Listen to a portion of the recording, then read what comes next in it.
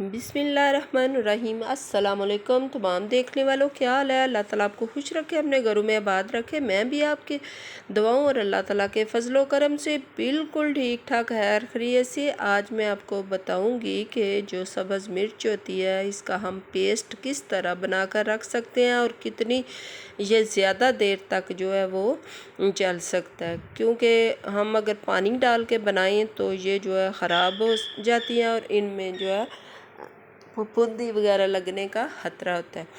तो अगर हम इस तरीके से बनाएंगे तो इंशाल्लाह ताला आपकी जो ये पेस्ट बना होगा ये तकरीबन 1 माह तक भी चल सकता है, कम से कम 20-25 दिन तो ईज़िली चल सकता है।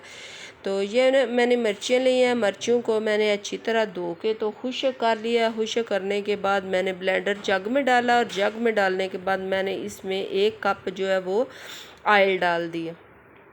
तो ये देखें जी, माशाल्लाह माशाल्लाह बन के तो कितनी जल्दी तैयार हो गया, बिल्कुल मुलायम और बड़ी नरम।